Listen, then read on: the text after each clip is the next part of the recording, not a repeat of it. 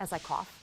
It is cold and flu season. Symptoms of those diseases can be the same or more serious illness. Ashley Smith spoke to somebody who went through this.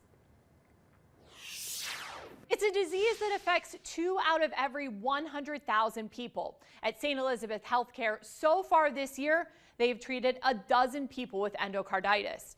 In one of those cases, it was nearly fatal after ignoring the warning signs. At that time, it was the worst I'd ever seen. David Sheremmet is an accomplished runner. He's been running races for more than 40 years, dating back to the 1970s.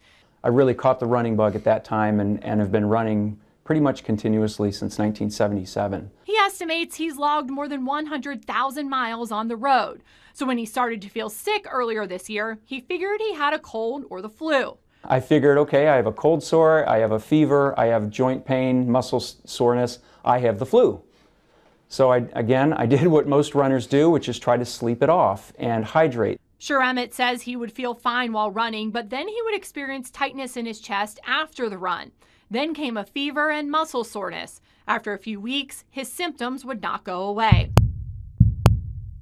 That's when my wife saved my life.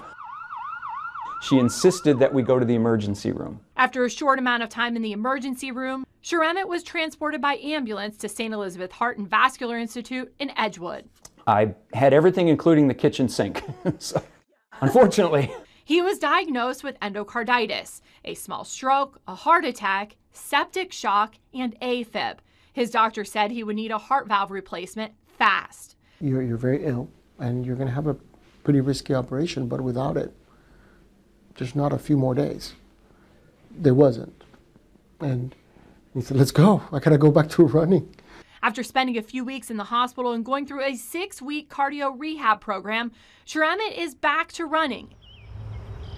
One of my first victories was I did a week-long hike in Utah with my friends. We hiked in the mountains of Utah over a 6-day period with a full backpack. So I feel I passed that test. Sheremmet says his message is to listen to your body and don't wait to get help. He says being healthy isn't only about exercise or a healthy diet. You have to really focus on your overall health, which really to me is a 3-legged stool. It's smart exercise, good diet, and really good rest or, high quality sleep. And so this is something that can happen to people who, are truly exceptionally active, hardworking, and responsible individuals, for sure. Now, doctors were never able to determine how David got the infection. They even consulted with the infectious disease specialist who never found the origin. He says he's thankful to all of the experts on his case and that he's able to get back to doing what he loves the most, which of course is running. Now, David was able to complete the Columbus Half Marathon in the fall and has plans for more races in the new year. Ashley Smith, Fox 19 Now.